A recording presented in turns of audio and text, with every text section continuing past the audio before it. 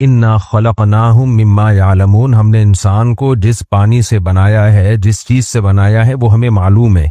ये जो कुरान में आता है ना, लक़द खलकनल इंसान फी अहसनी तक़वीम, हमने इंसान को जो बनाया है सबसे खूबसूरत बनाया है। तो ये सबसे खूबसूरत का मतलब बाकी मखलूक की निस्बत, बाकी मखलूक से अगर आप कंपेयर करेंगे इंसान को, थोड़ा सा साइड पे, बाकी मखलूक से अगर आप इंसान को कंपेयर करेंगे तो इंसान सबसे ज्यादा हसीन तरीन मखलूक है। लेकिन वैसे कोई बहुत बड़ी हसीन मखलूक नहीं है। वजह उसकी है कि क्या क्यों हुस्न है इसमें भाई, किस चीज से बनाई है। इंसान की बॉडी में जितने मसाम हैं उनसे गंदगी निकलती है, नाक से गंदगी, आंख से गंदगी, कान से गंदगी, मुंह से गंदगी, अंदर खोलो तो गंदी गंद भरा हुआ है। मरने की देर होती है, एक आंख लगती है और फिर वही जर्म्स हमारी इस गंदगी को खाना शुरू करते हैं, वही कीड़े पड़ते हैं, जो हाल होता है हमारा। तो अब फजीलत यानी हमारी जो वैल्यू है अल्लाह की नज़र में, या हकीकत में जो हमारी वैल्यू है वो इस बॉडी की बेस पे तो हो नहीं सकती। देखिए कुछ चीज़ें ऐसी होती है ना जिसकी बेस पे हम किसी को वैल्यू देते हैं। ताकत की बेस पे बाज़ दफ़ा वैल्यू दी जाती है कि बहुत पावरफुल है। तो क्या इंसान बहुत पावरफुल है? कुछ भी नहीं है। अपनी ज़िंदगी 60-70 साल से ज़्यादा आगे ले जा नहीं सकता ये। यहाँ भी आप कह सकते हैं इतना पावरफुल है, चांद पे पहुंच गया, यहाँ पहुंच गया, वहां पहुंच गया। वो भाई ये पूरी कायनात के लिहाज से देखा जाए ना तो चांद सूरज भी कुछ भी नहीं है। ये तो ऐसे करीब करीब के, ये तो चूंकि पहले ये मुमकिन ही नहीं था, नामुमकिनात में समझा जाता था, अब मुमकिन हो गया है, तो इसके लिहाज से हम कहते हैं बहुत पावरफुल। वही साइंसदान जो चांद पे पहुंच गए हैं, अगर समंदर का तूफान आए बचा सकते हैं, जमीन में जलजला आए कुछ भी नहीं है साहब। जापान देखो, जलजलों में अक्सर जलजलों का शिकार होता है। कितनी टेक्नोलॉजी में कितना आगे जा चुका है, लेकिन जरा से जमीन हिलती है तो सारे दाएं भाग रहे होते हैं। हवाओं का निजाम थोड़ा सा चेंज हो जाए, हवाएं ऐसे घुमा घुमा के हमें लट्टू की तरह उठा उठा के फेंकना शुरू कर दें, पानी काबू से बाहर हो जाए तो क्या तबाही मचाता है पानी। तो कोई औकात नहीं है, ना ताकत है, ना खूबसूरती है। जिस चीज से बना है वो भी एम ही है, गलीज पानी है जिसको सड़ाया गया, पकाया गया, उसको सड़ा सड़ा के सत्तार साहब को, जमशेद साहब को, गफ्फार साहब को, सुबुक्तगीन साहब को बनाया गया। तो ऊपर की लेयर अल्लाह ने जरा अच्छी सी लगा दी है, बस ऊपर की लेयर, इसी पे लेयर पे मर रहे होते हैं लोग। ये जो आशिक लोग होते हैं ना, माशूका पे मर रहे हैं, इतनी हसीना इतनी हसीना। हकीम अख्तर साहब फरमाया करते थे थोड़ा सा लकवा हो जाए, थोड़ा सा लकवा हो गया, थोड़ा सा क्या हो गया, लकवा में क्या होता है, थोड़ी सी नस है दिमाग की, हल्का सा उसमें ब्लॉकेज होती है, या कोई नस वस पट्टे खिंच जाते हैं तो पूरी अलाइनमेंट आउट, गाड़ी की अलाइनमेंट आउट हो जाए, इतनी बुरी नहीं लग रही होती। ज्यादा ये होता है कि आप यूं चला रहे हो, जा इधर को रही है, लेकिन इंसान की अलाइनमेंट थोड़ी सी आउट हो जाए तो पूरा फरमाई खराब हो जाता है बेचारे का, हुस्न जमाल खराब हो गया। तो ये थोड़ी सी अल्लाह ने लेयर लगा दी है और हमारी बुराइयों पे, खामियों पे अल्लाह ने स्किन का एक पर्दा डाल दिया है। तो बार बार मैं ये मजमून को क्यों पक्का कर रहा हूँ भाई, मेरी और आपकी फजीलत या तो इस बेस पे होगी कि मैं और आप बहुत खूबसूरत हैं, ऐसा भी नहीं है। और अगर जो थोड़ी बहुत हमें खूबसूरती नजर भी आ रही है ना, वो भी थोड़े दिन की है। वो भी क्या है, जवानी में होता है खूबसूरत, उसके बाद थोड़ा सा जब आगे चलना शुरू होता है, बुढ़ापा आता है, चेहरे पे झुर्रियां आती हैं, बाल सफेद होना शुरू होते हैं। तो आप देख लो, 20 साल पुरानी अपनी तस्वीरें निकाल के देखा करो, 20 साल के बाद देखो। मैं 2019 की देख रहा था अपनी तस्वीर वीडियो पे, मैंने कहा यार बड़ा यंग यंग लगा है भाई। 2025 में वो थोड़ा सा जोग्राफिया चेंज हो गया। आप जितनी एक्सरसाइज कर लो, जितनी अच्छी खुराकें खा लो भाई साहब, बुढ़ापा क्या होगा, रोक सकता है कोई? नहीं रोक सकता, बुढ़ापा आएगा। तो एक तो हुस्न है नहीं, दूसरा है वो भी थोड़े दिनों का, बहुत थोड़े दिनों का है। अल्लाह ताला को खवातीन ने ज्यादा हुस्न दिया, वो जल्दी खराब हो जाता है, उनमें बुढ़ापा मर्द से भी ज्यादा जल्दी आ जाता है। उनका जो है ना वो सिस्टम ऐसा अल्लाह ने बना दिया कि वो जल्दी बूढ़ी हो जाए। तो उनको तो कहा कि तुमने तो इतराना है ही नहीं, इतराना ही नहीं है, बेपर्दगी नहीं करनी, क्योंकि जिसको अल्लाह ने हुस्न दिया हो ना वो बेपर्दगी करना शुरू कर देती है, फैशन शो में आना शुरू हो जाती है, मॉडल बनना शुरू हो जाती है। ऐसी खवातीन समझती हमें जब अल्लाह ने ब्यूटी दी है तो हम उसको कैश कराएं, उससे हम पैसा कमाएं, उससे हम इज्जत कमाएं। ओ भाई, आपकी ब्यूटी जल्दी खत्म हो जाएगी, आदमी की फिर भी चलती रहेगी। हमारे एक दोस्त हैं दुबई एयरपोर्ट पे, उनको एक खातून मिली, वो थोड़े मोटिवेशनल स्पीकर भी रहे हैं। तो ऐसे लोग जो किसी को मिल जाते हैं तो लोग आके दुखड़ा सुनाते हैं। तो बेचारी डिप्रेशन में थी। उसने पूछा भाई वजह क्या है, उसने फिर अपनी वजह बताई कि मैं एक मॉडल थी, कंपनियों में बहुत महंगे महंगे इश्तिहार यानी जो एड चलते थे उसके मुझे बहुत महंगे पैसे मिलते थे, ये खूबसूरत थी। कह रही 8-10 साल में क्या हुआ कि वो मेरा थोड़ा सा हुस्न जमाल खराब होना शुरू हो गया। मैंने एक्सरसाइज की, डाइटिंग की, लेकिन कौन ब्रेक लगा सकता है कोई बुढ़ापे को? नहीं हो सकता ना। कपड़े में बल आ जाए इस्त्री करके ठीक हो जाते हैं, लेकिन चेहरे पे जब झुर्रियां आती हैं इस्त्री करके ठीक होती है। एक बच्चा जो था ना इस्त्री कर रहा था, एक बच्चे ने देखा कि कोई इस्त्री कर रहा है कपड़ों पे, किसी ने बच्चे ने पूछा अब्बू ये क्या कर रहे हैं, उन्होंने कहा बेटा शर्ट पे बल आ गए हैं उसको सीधा कर रहा हूँ। अब्बू दादी के भी कर दें, ठीक है ना, उनके भी चेहरे पे क्या है बल आए हुए हैं, दादा के भी कर दें तो हो सकता है वो सीधा। अच्छा आजकल प्लास्टिक सर्जरी हो रही है, खिंचाव करके खींच के वो सीधा विधा करने की कोशिश करते हैं, उससे थोड़ा और टेढ़ा मेढ़ा हो जाता है इंसान, उसके और साइड इफेक्ट हैं। जो माइकल जैक्सन यही तो करता था, मर ही गया इस साइड इफेक्ट से।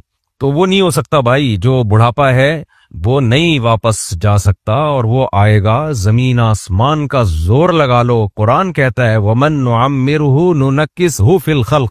एक डॉक्टर के पास में बैठा हुआ था, किसी बड़े डॉक्टर हैं, उनसे किसी ने पूछा कि डॉक्टर साहब कोई ऐसी मेडिसिन हो जो बुढ़ापे को रोक दे, काइंडली कोई ऐसी एक्सरसाइज हो। तो डॉक्टर साहब ने कहा कि नहीं, इट इजंट पॉसिबल। डॉक्टर साहब जरा कुरान सुनने जानते भी थे, तो मेरी तरफ देखा, मुझे कहा कि बताएं मौली साहब ये जो कुरान में आता है वमन नुअम्मिरहु नुनक्किसहु फिल खल्क, जिसकी हम उम्र बढ़ाते हैं उसको बचपने की तरफ लौटाते हैं, नहीं कमजोरी की तरफ लौटाते हैं। ये कुरान में है या नहीं है? मैंने कहा बिल्कुल है। उन्होंने कहा जब कुरान कह रहा है कि तुम्हें हम जवानी से ताकत से कमजोरी की तरफ लेकर आएंगे, तो कुरान का कहा हुआ झूठा हो सकता है भाई? इसका मतलब कमजोरी आएगी। हाँ तो सेहत का बहुत ज्यादा ख्याल करेगा, थोड़ा सा बुढ़ापा थोड़ा सा, ज्यादा नहीं होता, थोड़ा सा डिले हो जाएगा। जो ज्यादा ख्याल नहीं करेगा वो थोड़ा जल्दी आ जाएगा। ये बहुत ज्यादा फर्क नहीं पड़ता, ये जो डाइट प्लान और ये वो चल रहा होता है ना, इससे फर्क पड़ता है ऐसा नहीं, और करना चाहिए प्लान प्लान, लेकिन बहुत ज्यादा फर्क नहीं पड़ता इससे। देखो 20-30 साल के होते हो, कुछ भी खा लो फिर भी 20-30 साल के ही रहते हो आप।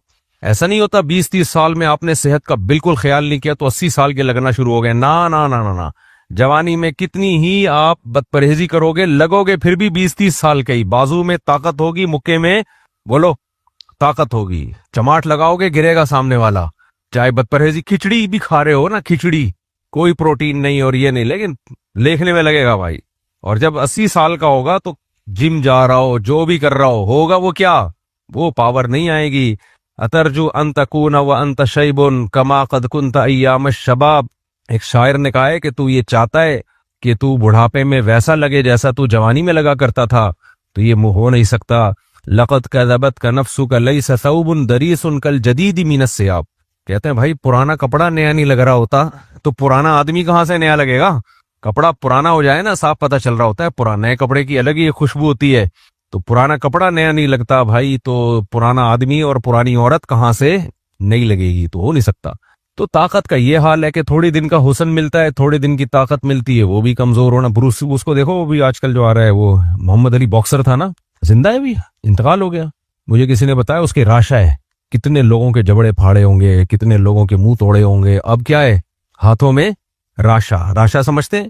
गिलास पकड़ेगा तो यूं यूं यूं कांपेगा, गिलास यूं यूं कांपेगा। खाना खाएगा तो यूं यूं प्लेट हिलेगी। लुकमा लेगा तो कभी इधर जा रहा है, कभी ये हालत हो जाती है इंसान की। हम होता पता है क्या है इंसान को? बड़ी प्रॉब्लम इंसान के साथ ये है कि जब उसके सामने दो कैरेक्टर होते हैं, एक कमजोर और गमजदा और परेशान हाल और दूसरे खुश, तो वो खुश की तरफ ज्यादा जाता है, क्योंकि हर इंसान अय्याशी चाहता है। अय्याशी खुशियों को देख के होती है, गमों को देख के होती है?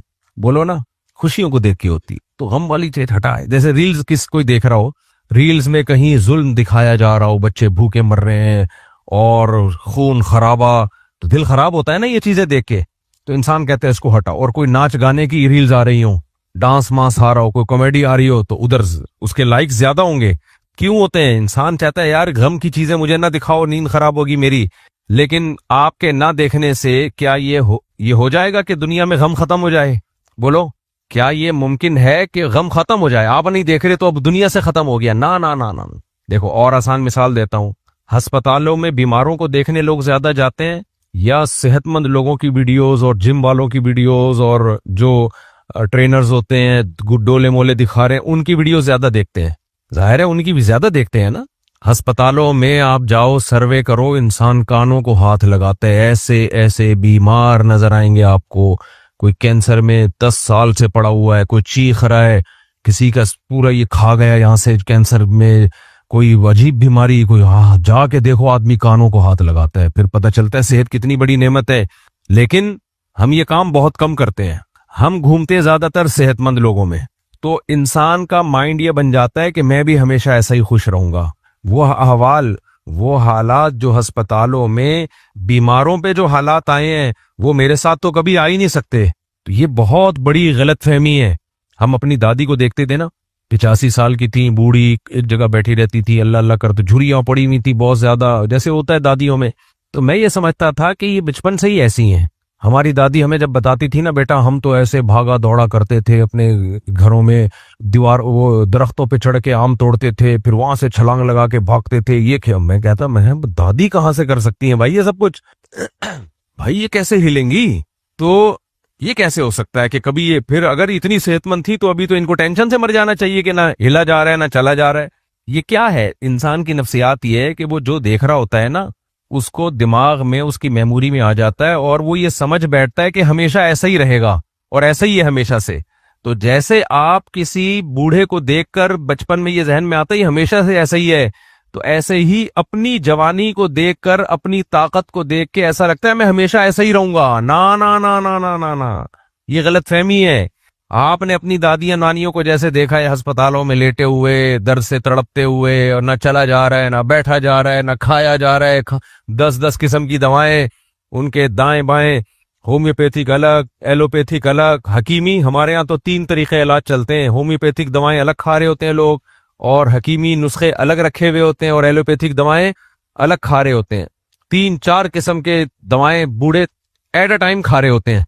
खाने से पहले ये शुगर की गोली खानी है, एक इंजेक्शन लगाना है, उसके बाद खाना खाएंगे ताकि शुगर कंट्रोल में रहे। 20 किस्म के मसाइल, तो जिनको हम देखते हैं कि वो इन मसाइल में, हम ये समझते हैं हमेशा से। ना ना ना, वो कहते हैं भाई हम तो इससे भी ज्यादा पावरफुल थे। तो जैसे हम बीमार को देख के समझते हैं कि वो हमेशा से बीमार है, ऐसे ही हम अपनी खुशियों को और दूसरी खुशियों को देख के समझते हैं ये भी हमेशा खुश रहेगा और मैं भी हमेशा ऐसे भागता दौड़ता रहूंगा। नहीं भाई, ये नहीं होगा। समझ रहे हो? कैसे समझाएं यार, ये नहीं होगा। आप भी, अल्लाह सबको बीमारियों से, परेशानियों से बचाए। तो मेरे भाई, ये हमारे जैसे ही इंसान है, कोई पड़ा हुआ है, कोई गिरा हुआ है, कोई कटा हुआ है, कोई एक्सीडेंट में अल्लाह माफ फरमाए गाड़ी के नीचे आके कुचल गया, कोई गोली से मर गया, कोई इस खतरनाक बीमारी हो गई, कोई जो है नुकसान हो गया, सब कुछ छिन गया। ये सब हादसात सबके साथ हो सकते हैं, अल्लाह सबको बचा के रखे।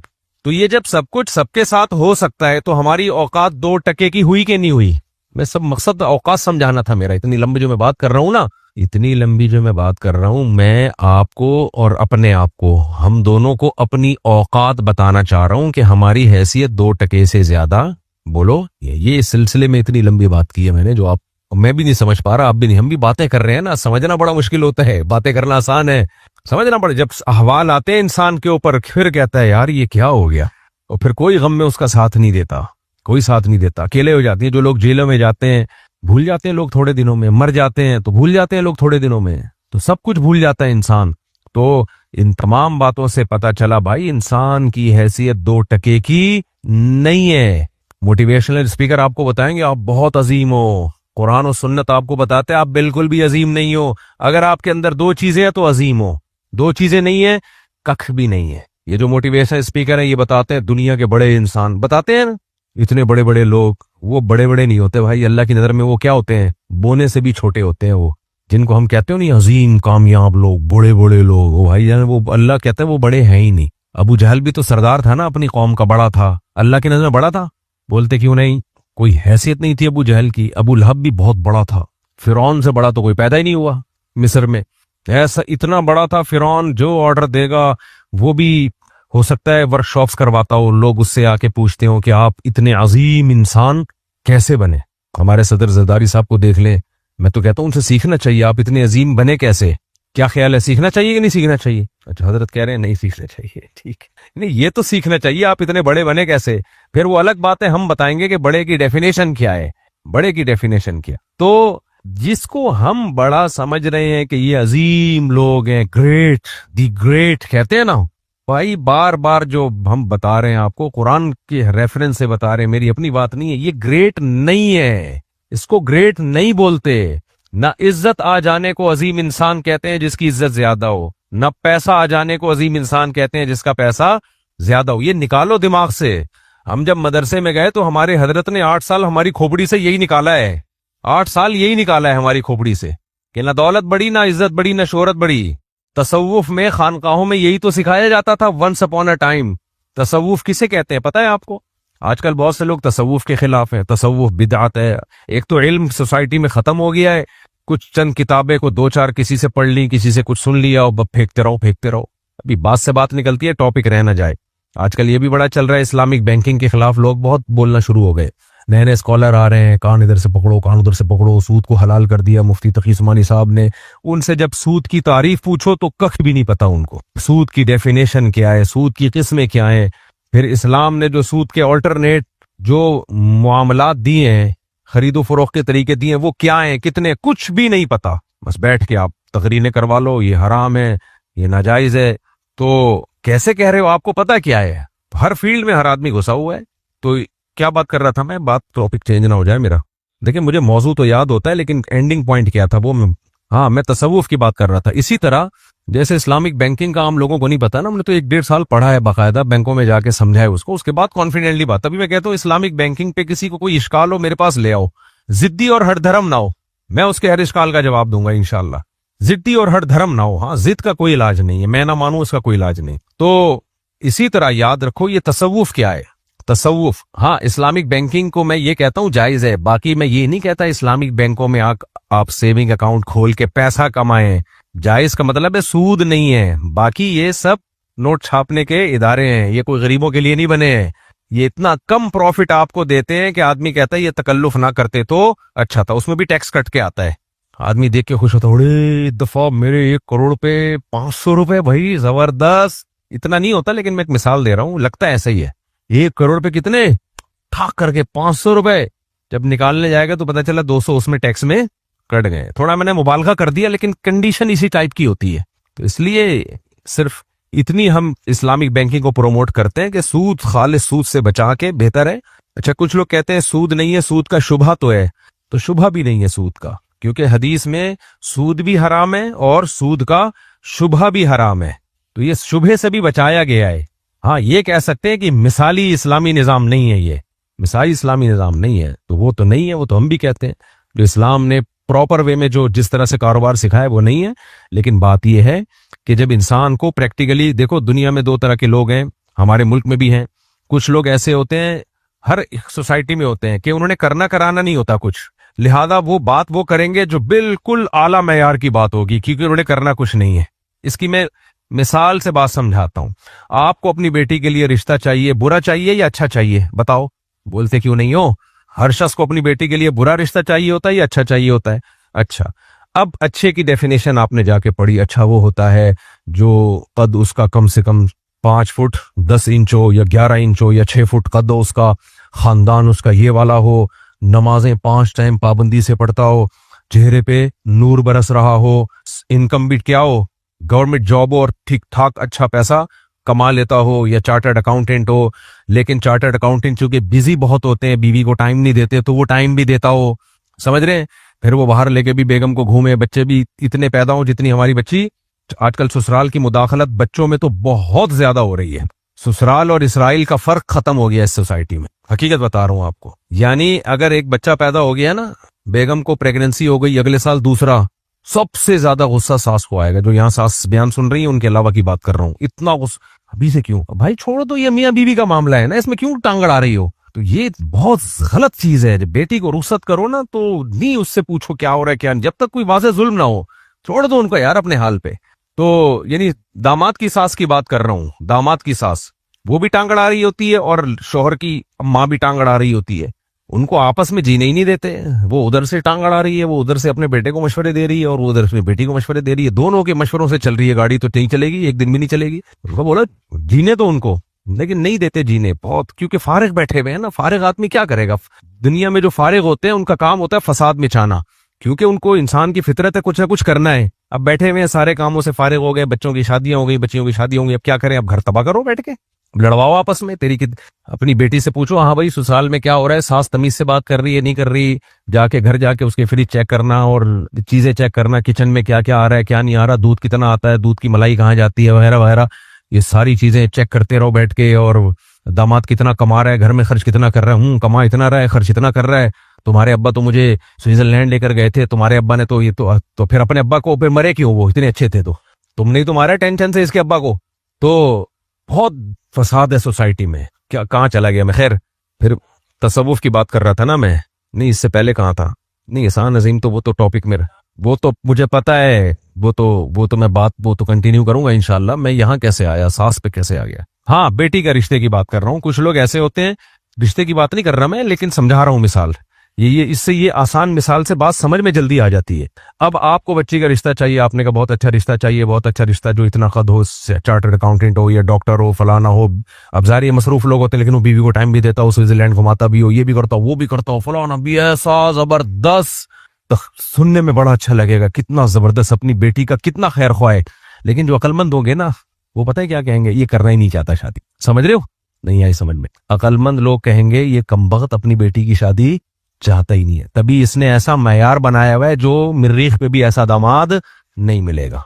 यही होगा कि नहीं होगा, ये उसकी जिंदगी बर्बाद कर रहा है। इसलिए बातें बहुत बड़ी बड़ी ख्वाब दिखा रहे हैं, जन्नत के बाग दिखा रहे हैं। जो प्रैक्टिकली कुछ करना चाहते हैं, जो चाहते हैं कि बच्ची की शादी हो जाए, वो थोड़ा सा आड़ा तिरछा दामाद बर्दाश्त कर लेंगे। ऐसा ही है कि नहीं है। अब कोई कहे देखो यार ये पूरा बिल्कुल मैयार का तो नहीं है, इनके दामाद की तो, इसकी तो जो है वो तनख्वाह कम है या इसका तनख्वाह अच्छी है, लेकिन ये टाइम पूरा नहीं देगा, टाइम पूरा दे रहा है तो वो थोड़ा सा लौंडे लपाड़ों में भी बैठता है, कोई ना कोई फॉल्ट तो होता है ना। लेकिन बाप क्या कहेगा, भाई मेरी बेटी की उम्र निकल रही है, मेरी बेटी कौन सा फरिश्ता है। वही और आसान मिसाल दे देता हूँ, खवातीन बयान सुन रही है बहुत मादरत के साथ, मैं कब से 4 शादियों पे चीख रहा हूँ, उलमा तक को नहीं समझा पा रहा था मैं, लेकिन जब मैंने निकाह का पैगाम भेजा तो लड़की वालों को समझ में आ गया। क्यों, उनको लगा कि भाई हमने अगर इस रिश्ते को ठुकरा दिया तो अगरचे एक फॉल्ट है कि इसके निकाह में पहले से ज़ौजा मौजूद है, ये फॉल्ट ही है ना सोसाइटी में, लेकिन अगर हमने ठुकरा दिया तो हमारे लिए मुश्किलात ना खड़ी हो जाएं, तो कर दिया उन्होंने। क्या ख्याल है, मैं समझा पा रहा हूं अपनी बात। एक फॉल्ट वाले आदमी से यानी 50% दामाद मिल रहा है आपको, 50% वो बुक हो चुका है, और चौथी पे अगर कोई कर रहा है तो 25% मिल रहा है। इससे बड़ा क्या फॉल्ट होगा, खुद सोचो, ये फॉल्ट ही है ना। अबे दामाद 100% होना चाहिए, 25% मिलना चाहिए आपको, 100% मिल, लेकिन 25% पे भी लोग क्यों कह रहे चलो यार, कुछ देख रहे होते हैं, कोई दूसरी चीज देख रहे होते हैं कि चलो यार माली लिहाज से अच्छा है या मोहब्बत करेगा वगैरह वगैरह। वो एक हर आदमी की अपनी प्रायोरिटी होती है, तरजीह। कोई दीन देख रहा होता है कि आलिम है चलो भाई, या कोई देख रहा होता है पायलट है भाई, JF-17 उड़ाता है, हमारी इज्जत होगी, हम बोलेंगे ये जो गिराया था जहाज ये हमारे दामाद ने गिराया था। तो जिसने काम करना होता है वो बहुत ऊंचा मैयार बोलो नहीं रखता। तो इसी तरह याद रखो, जो ये चाहते हैं ना, तभी तो मैं कहता हूं कि जो लोग ये कहते हैं कि पाकिस्तान में इस्लामी निजाम आ जाए, 100% खुलफा राशिदीन वाला सिस्टम आ जाए, पलट दो उलट दो सब बदल दो, ठीक ये मौलवी 2 नंबर, ये कुछ भी नहीं, इसका मतलब वो कुछ भी नहीं चाहता है। इसलिए वो यूनिवर्सिटियों में इदारों में तकरीरें कर रहा है, बदल दो पलट दो, झपटना पलटना, पलट कर झपटना, लहू गर्म रखने के हैं ये बहाने।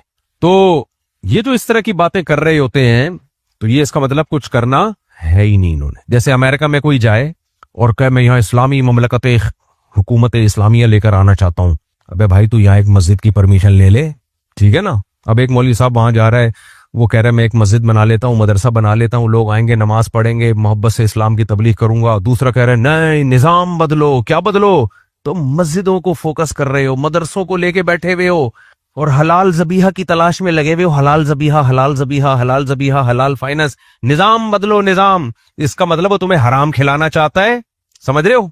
वो चाहता है जो तुम हलाल जबीहा की कोशिश कर रहे हो ना इन मुल्कों में, वो भी ना हो, मस्जिदें भी ना बने, मदरसे भी ना बने, जो थोड़ा बहुत इस्लाम है वो भी दफन हो जाए। और बातें क्या कर रहा है, निजाम बदलो। वहां बदल सकते हो, क्या हो गया भाई साहब। आप अमेरिका में जाके बातें करो मैं सिस्टम चेंज करूंगा, कोई कर लेगा। अभी एक आज किसी का क्लिप देखा, वो यूके में जुलूस निकाल रहे हैं हमें शरिया लॉ चाहिए। तो भाई तुम शरिया लॉ की यूके में बात कर रहे हो, तुम वहां पर भीख में तुम्हें वहां की नेशनलिटी मिली है, तुमने हल्फनामे उठाए हुए हैं, तो वो तुम्हें ऐसा ठुड्डे पे किक मार के निकालेंगे ना वहां से कि तुम कहीं के नहीं रहोगे, कहीं के नहीं रहोगे। तो बातें तो बहुत अच्छी लग रही है, देखो शरिया लॉ की कोशिश कर रहे हैं, देखो कोशिश तो की ना बेचारों ने। ये वो कोशिश है जिससे थोड़ी सी भी शरीयत जो रह गई है वो भी जमीन में दफन हो जाएगी।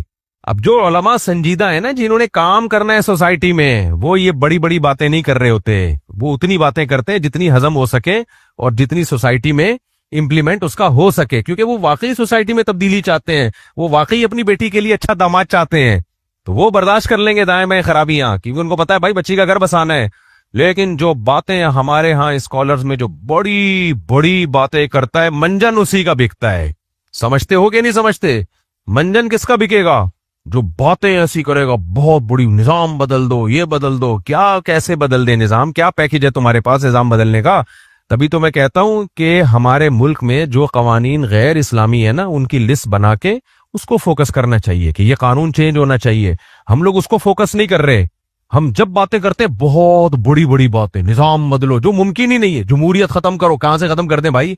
कैसे खत्म करें जमहूरियत? आपने इसी के अंदर रहते हुए जो होगा वो करना पड़ेगा। जमहूरियत खत्म होगी तो मार्शल लगेगा ना। अब वो आर्मी चीफ कोई उल्टे दिमाग का आ गया, वो तो फिर आदमी कहेगा अच्छा था, क्या ख्याल है? आदमी यही कहेगा ना। जब जनरल मुशर्रफ की आमिरियत थी तो लोग कहते थे ये नहीं होना चाहिए, तो जनरल मुशर्रफ जब हटाए ना तो सदर बन गया। मैंने कहा लो, ये आमिरियत खत्म हुई और आपकी खिदमत में जमहूरियत पेशे खिदमत है। उसके बाद जो स्टील मिल का बेड़ा गर्क, हम फिर रो रहे थे, हम कहते यार वही ठीक था, हालांकि हम उसके खिलाफ थे जनरल मुशर्रफ की पॉलिसियों के। तो इसलिए आपने जो मार्केट में जो सिस्टम चल रहा है ना, तो उसी के अंदर रह के कोई खैर की कोशिश करोगे तो हो जाएगा। वो नई बातें करते रहो। तो हजरत मुफ्ती तकी उस्मानी साहब ने इसी सिस्टम के अंदर रहकर सूदी बैंकारी को खत्म करवा के इस्लामिक बैंकारी को मुतारिफ करवाया। पूरी दुनिया ने उसको माना। ये सेहरा पाकिस्तानी उलमा के सर पे गया। वो अकेले नहीं थे, इसमें मुफ्ती रशीद अहमद साहब भी थे, इसमें यानी हमारे शेख हजरत मुफ्ती रशीद अहमद साहब, इसमें अल्लामा यूसुफ बिनोरी रहमतुल्लाह अलैह जो बिनोरी टाउन के बानियों में आते हैं वो भी थे, और इसमें मुफ्ती मोहम्मद शफी साहब रहमतुल्लाह अलैह जो मुफ्ती आजम पाकिस्तान वो भी थे, और भी बड़े बड़े उलमा थे, मुफ्ती वली हसन टूंकी। इन सब ने एक निजाम बना के दिया। इन उलमा ने मेहनत करके एक ऑल्टरनेट सिस्टम दिया, निजाम दिया, और ऐसा जो चल भी सके, वो वाला निजाम नहीं जो चल ही ना सके, वो निजाम दे दिया। फिर उसका इंप्लीमेंट कैसे हो, उसका इंप्लीमेंट मुफ्ती तकी उस्मानी साहब विफाकी शरई अदालत के जज थे, उनके पास पावर थी, दीन दुनिया दोनों तालीमात थी, उन्होंने दुनिया में मुतारिफ करवाया। अरब उलमा ने उनको बुलाया, उनसे समझा, उनसे सीखा, मलेशिया दौरे हुए, दुनिया में दौरे हुए, और पूरी दुनिया में ये सेहरा हजरत मुफ्ती तकी साहब को भी गया, उलमा देवबंद को भी गया, और फिर ये बैंकिंग का यहाँ एक सिस्टम चेंज होना शुरू हुआ। अब पूरी दुनिया आहिस्ता आहिस्ता उस सिस्टम को ले रही है। अभी फैसल बैंक जो है पूरा का पूरा इस्लामिक बैंक में कन्वर्ट हो गया, और सुप्रीम कोर्ट ने फैसला सुना दिया 2028 तक कोई बैंक भी सूदी बैंक नहीं रहेगा। इतना बड़ा कारनामा था, खुदा की कसम। लेकिन हमारी सोच मनफी, हर वक्त दिमाग में भूसा हमारे, बस हर वक्त मनफी बातें करते हैं। ठीक है, अगर किसी ने इल्म की बेस पे कोई इख्तलाफ किया है तो वो हम उसके इख्तलाफ को वैल्यू देते हैं और किसी पे तंज नहीं कर रहे। लेकिन जो बार बार मुफ्ती तकी उस्मानी साहब की तौहीन कर रहे हैं कि वो देखो दरबारी और सूद को हलाल कर दिया, सूद को हलाल कर, कुछ ऐसे भी हैं जो मजहबी स्कॉलर हैं जो इसको सूदी समझते हैं या नाजायज समझते हैं, लेकिन बड़ी तमीज से शेख शुजाउद्दीन साहब का मैंने आज सुना के लिए बड़ी एतदाल के साथ उन्होंने इस इख्तलाफ को जिक्र किया कि भाई कुछ उलमा ऐसे हैं जो इसको जायज नहीं समझते, तो हम एहतियातन उन्हीं की बात को लेते हैं। लेकिन बहुत एक जैसे खानदानी आदमी कोई बात कर रहा होता है ना, पता चलता है कोई खानदानी आदमी एक इख्तलाफ कर रहा है। लेकिन अक्सरियत को देखो आप, इतनी बदजबानी, बद तहजीबी, बद कलामी, पता कख भी नहीं है उनको। उनसे जाके पूछो कि ये क्या है तो कख भी पता नहीं है उनको। तो अभी आहिस्ता आहिस्ता सूद से मुल्क निकल रहा है। तो 1 बाय 1 जब चीजें होती हैं, आपका फोकस ठीक होता है, तो पाकिस्तान का निजाम भी चेंज हो जाएगा। लेकिन इस तरीके से ही होगा जैसे हजरत मुफ्ती तकी उस्मानी साहब ने किया है। समझ रहे हो कि नहीं समझ रहे? इसी तरह हम कहते हैं कि आप को एजुकेशन के खिलाफ आवाज उठाओ। कोई उठा रहा है आवाज को एजुकेशन के खिलाफ? अगर इस पे धरने हो, इस पे कंटेनर रखे जाएं, इस पे जुलूस निकले, हमें को एजुकेशन नहीं चाहिए। बाहर मुल्कों से पैसा इसी बेस पे मिलता है कि आप यूनिवर्सिटियों में को एजुकेशन रखेंगे तो आलिम के नाम पे पैसा मिलेगा, अदरवाइज नहीं मिलेगा। तो हम इस पे आवाज उठाएं, चेंज हो सकता है। लेकिन कोई आवाज उठाता है? हमारी सियासी तंजीमें, कोई भी नहीं उठाता। तो जब हम अपने मुल्क में खुद ही इस्लाम, और जो आएगा वो आवाज क्या उठाएगा? निजाम बदलो। वो क्या करेगा? अबे हल्की बात कर, दामाद बदल ले तू अपना। दामाद सिगरेट पीता है तो इस बेस पे कोई कहता है दामाद बदलो। कहते भाई बदल के इसको पहले मारना पड़ेगा, तलाक लेनी पड़ेगी, वो कितना लंबा प्रोसेस है, फिर दूसरा कहां से लाएंगे? तो निजाम बदलने के लिए लड़ना पड़ेगा, बहुत कुछ हलचल होगी, कत्ल गारत होगी। फिर निजाम जब दूसरा आएगा वो लाएगा कौन? आपके पास कौन है ऑल्टरनेट? हो सकता है जो लड़के निजाम ला रहा हो वही बाहर का एजेंट निकले, वो और भी बर्बाद कर दे हमें। हो सकता है आपको दामाद बदलने का जो बंदा ऑर्डर दे रहा हो वो खुद आना चाहता हो आपकी बेटी से शादी करने के लिए, आपको दामाद बदलने का कह रहा हो। तो ऐसे मौके पे दामाद नहीं बदला जाएगा, सिगरेट छुड़वाने की कोशिश की जाएगी। क्या ख्याल है? यार सही है, लेकिन एक खराबी है, सिगरेट नहीं पी, सिगरेट नहीं छोड़ता तो सिगरेट छुड़वाओ इससे। समझते हो कि नहीं समझते हो? तो यहां भी ऐसा ही है मेरे भाई। इसलिए आप जो नौजवान तबका है अपनी सलाहियतों को सही सिम्त में फोकस करें, उसमें मेहनत कम होगी, आउटपुट ज्यादा होगा। लेकिन आजकल यूनिवर्सिटियों में जो नौजवानों को जिस सिम्त में जा रहे हैं ना, उसमें मेहनत और स्ट्रगल बहुत ज्यादा है, आउटपुट उसका जीरो, सिर्फ बातें ही बातें हैं उसमें। तो सूद में भी ऐसा ही है कि बहुत पाकिस्तान से इसकी इब्तदा हो रही है, सूदी बैंकारी के खात्मे की। हजरत मुफ्ती तकी उस्मानी साहब का बहुत बड़ा एहसान है, दुनिया मानती है, हम नहीं मानते। बाकी इस पे इल्मी इश्कालात क्या होते हैं, जैसे शुजाउद्दीन शेख साहब का बयान आया, वो तो काबिल एहतराम है हमारे लिए। तो इस पे जो इल्मी इश्कालात होते हैं, तो मैं तो लोगों से कहता हूं, मैं बैठा हुआ हूं भाई, आए पूछे, मैं आपको जवाब दूंगा एक एक चीज का। हाँ, ये बात जरूर है कि जिद्दी हर धर्म ना हो जो पूछने वाला हो, हर धर्म का कोई इलाज नहीं होता। और मुझे बैंकों से 1 रुपया भी नहीं मिलता। लोग कहते हैं ना, ये जब बैंक को ये जवाब तहसील में यहाँ से, तो हमारे यहाँ फौरन इल्जामात फौरन लगते हैं, मुझे तो 1 रुपया नहीं मिलता। मैंने तो बताया, जब मैं बैंकों की इस्लामिक बैंकिंग को स्टडी करके हमने जब जायज होने का फतवा दिया, तो उस वक्त बैंक हमारे अकाउंट ही नहीं खोल रहा था। ये तो हमारी हालत थी। तो अब क्या मसला है, जैसे बैंकिंग का हशर नशर किया हुआ है, तो इसी तरह तसव्वुफ आप देख लो। हम सिर्फ कुरान और हदीस को मानते, हम तसव्वुफ को नहीं मानते। हम सिर्फ कुरान और हदीस को मानते, हम तसव्वुफ का लफ्ज दिखा दो कुरान और सुन्नत में। देखो, ये जो इस्तिलाहात होती हैं, इस्तिलाहात टर्म्स होती हैं, ला मुशाहत फील इस्तिलाह, एक कायदा है कि टर्म या इस्तिलाह टर्मिनोलॉजी जो होती है ना, उसमें कोई बुखल नहीं होता। किसी भी चीज का कोई भी नाम रखा जा सकता है। इसकी मिसाल ऐसे है, सलाह अरबी में सलात, अरबी में सलात के मुख्तलिफ माना आते हैं। दुआ को भी कहते हैं और तहरीक सलवतैन को भी कहते हैं। तहरीक सलवतैन क्या है, मैं उसका तर्जुमा नहीं करता। तो मुख्तलिफ मानों में इस्तेमाल हुआ है। रहमत भेजने को भी कहते हैं, जैसे इन्नल्लाह व मलाइकतहु युसल्लूना अलन नबी, युसल्लूना सलात करते हैं नबी पर। तो अल्लाह क्या दुआ करता होगा? रहमत भेजता है। कितने माना है। लेकिन जब नमाज इस्लाम में फर्ज हुई है, तो उस नमाज को भी क्या नाम दिया गया? सलात का। और उर्दू में उसे क्या नाम दिया गया? बोलो, नमाज का। अब कोई कहे तुम 5 वक्त क्या पढ़ते हो, मैं कहूं नमाज, ये नमाज कुरान से दिखा दे भाई तू। तो मैं नमाज दिखाऊंगा या सलात दिखाऊंगा?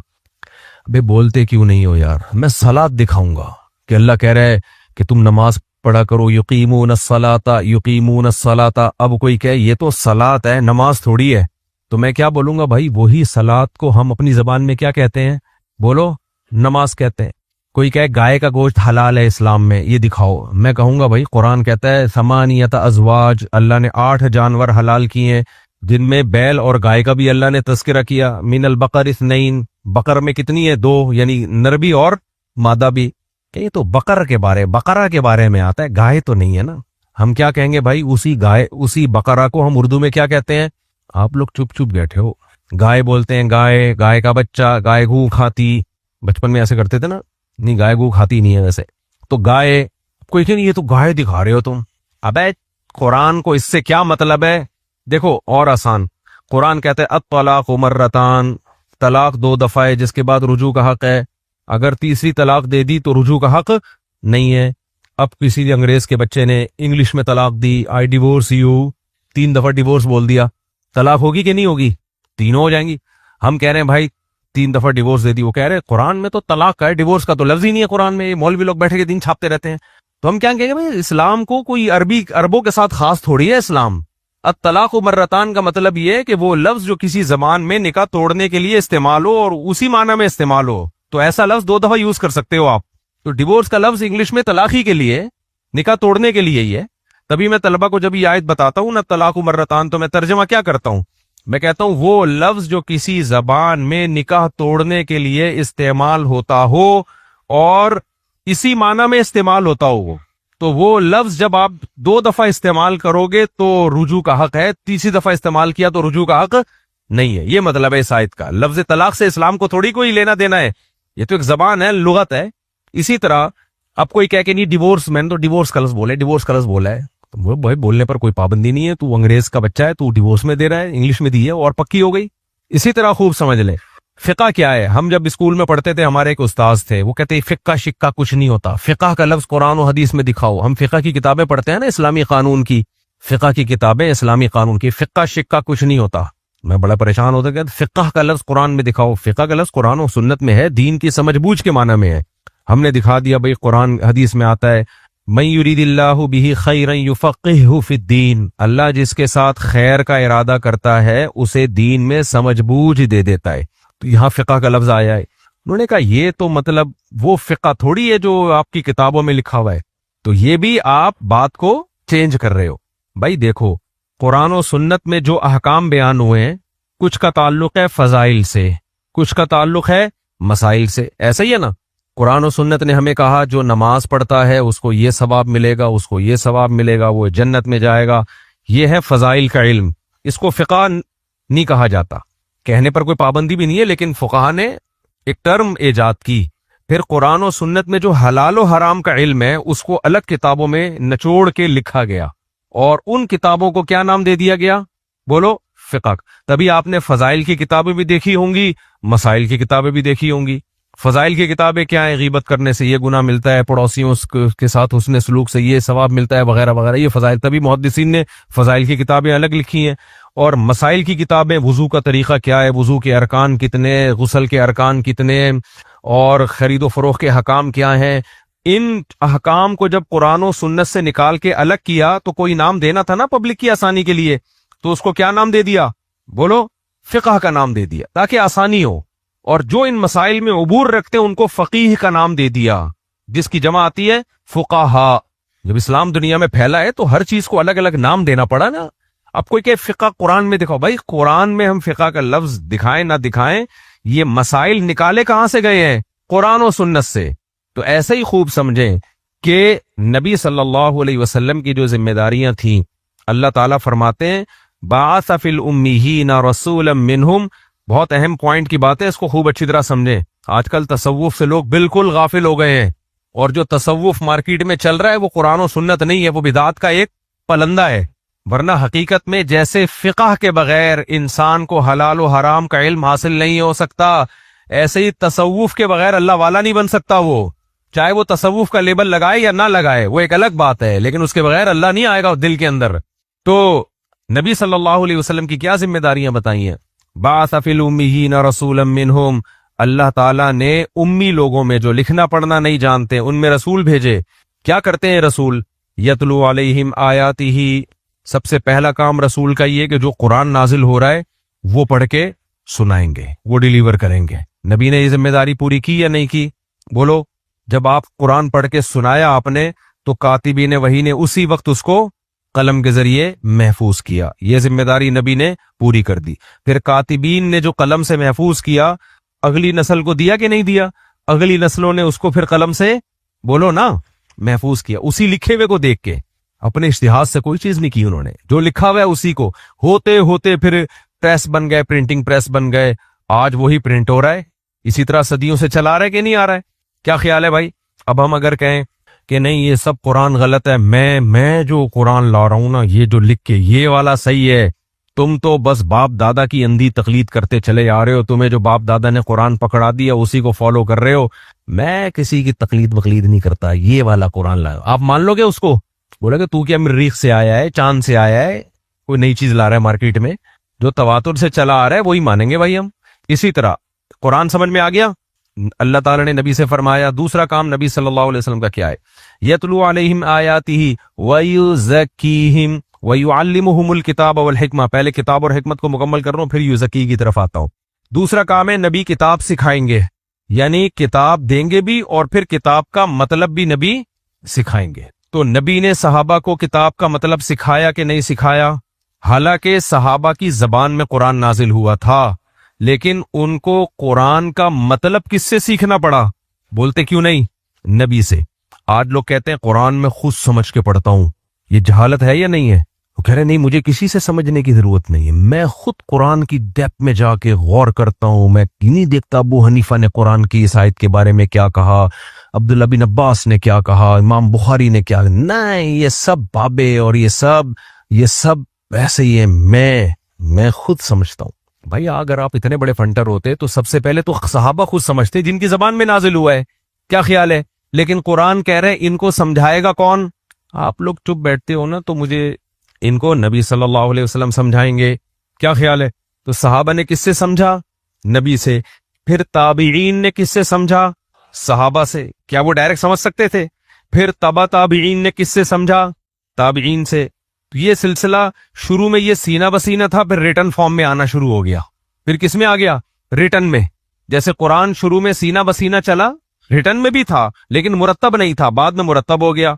और हदीस, हाँ, कुरान का जो मतलब है, जो हदीसों में बयान होगा ना, वो शुरू में सीना बसीना था, बाद में किस में आ गया? रिटर्न फॉर्म में। फिर तफसीरों की शक्ल में मुदव्वन हो गया। फिर लोग कहते हैं तफसीर कुर्तबी है, ये तफसीर इब्ने कसीर है, ये तफसीर खाजिन है, ये तफसीर जलालैन है, दर्जनों तफसीरें। अब आप कह रहे हो इन तमाम तफसीरों को साइड में रखो, मैं इसका मतलब खुद बयान करूंगा। इसका मतलब आप कोई अलग से कोई मखलूक हो, ये मैं नहीं चलता इस्लाम में। हजरत ईसा अलैहिस्सलाम के बारे में जो कुरान में आयत है, इन्नी राफिउका इलैया, मैं आपको उठा लूंगा और काफिरों से बचा लूंगा। सहाबा ताबीन के दौर से जो आज तक इसकी तफसीर चली आ रही है, वो क्या आ रही है? कहाँ उठा लूंगा? आसमानों पे। हमारे दौर के एक स्कॉलर ने कह दिया, मैं नहीं मानता, मैं किसी को नहीं मानता, मैं कह रहा हूं कि यहां आसमानों में उठाना मुराद नहीं है जिंदा, ये मौत दे के उठाना मुराद है। तो इसका मतलब आप कुरान का मफहूम अखपल तरीके से पेश कर रहे हैं। तो जबकि अल्लाह ताला कह रहा है कि नबी सहाबा को युअल्लिम, सिखाएंगे भी, फिर सहाबा ताबीन को, ताबीन तबा ताबीन को, ये सिलसिला कंटिन्यूसली चला आ रहा है। तभी मदरसों में पढ़ा जाता है अपने टीचरों से। इन्हीं में गुमराह लोग भी पैदा हुए हैं, लेकिन अहले हक भी इन्हीं में होंगे। इनसे हटने का कोई आपके पास कोई ऑप्शन है ही नहीं। जो इनसे हट गया वो गया। तो इसको क्या कहते हैं? तालीम किताब। तीसरी चीज, युअल्लिमुहुमुल किताब वल हिकमा, नबी हिकमत भी सिखाएंगे। इसका मतलब कुरान के अलावा भी कुछ चीजें जो नबी सिखाएंगे, जो अखज कुरान से ही की होंगी, जिसको हदीस कहा जाता है। तो नबी ने हदीस सिखाई भी सहाबा को, उसका मफहूम भी सिखाया, उस पर अमल भी करके दिखाया। सहाबा ने, ताबीन ने सहाबा से लिया, ये सिलसिला भी आज तक चला आ रहा है। फिर ये हदीसें किताबों की शक्ल में मुदव्वन हो गई बुखारी मुस्लिम में, जिनको जगामदी साहब ने कह दिया ये तो तारीखी किताबें हैं। ये क्या है?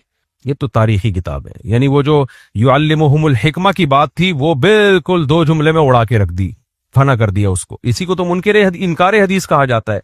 अब आखिर जो मैं टॉपिक है जिसको लेके चल रहा हूं मैं, इसी में आता है युज़क्कीहिम, नबी इनका तज़किया भी करेंगे। तज़किया किसे कहते हैं? पाक करना। तज़किया किसे कहते हैं? बोलते क्यों नहीं? पाक करना। तो क्या मतलब, किस चीज से पाक करेंगे इनको? यहां पाकी से मुराद है बातिनी पाकी, बातिनी अंदर की पाकी, शिर्क की गंदगी से पाक करना। कुरान कहता है इन्नमल मुशरिकूना नजसुन। वैसे तो जाहिरी तौर पे भी नबी ने हमें पाक किया है। कैसे पाक किया? आपने हमें तहारत के हकाम सिखाए हैं, वुजू का तरीका, गुसल का तरीका। गैर मुस्लिमों में तो गुस्ले जनाबत ही नहीं है, गुस्ले जनाबत ही नहीं है। मियाँ बीवी का मिलाप हुआ, सुबह उठ के ऐसे ही दफ्तर चले गए। एहतलाम हुआ, नाइट फॉल हुआ, औरत हैज से पाक हुई है, कोई पाकी न हो। उनके यहाँ तो ये तहारत का, हमारे यहाँ तो सिस्टम है ना, इंतखाबात में सिस्टम नहीं है, सिस्टम है। उनके यहाँ तहारत का सिस्टम तो दूर के बाद सिस्टम भी नहीं है। क्या ख्याल है? कुछ है ही नहीं। तो बीच में सियासत भी गुजर देता हूं मैं। खैर, तो तहारत के हकाम नबी सल्लल्लाहु अलैहि वसल्लम ने सिखाए। कपड़े को पाक करना, गुसल करना। नबी ने फरमाया कुत्ता जब बर्तन में मुंह डाल दे तो 3 दफा धो। कितनी दफा धो? क्योंकि नापाक है, उसका लुआब गोरों में है।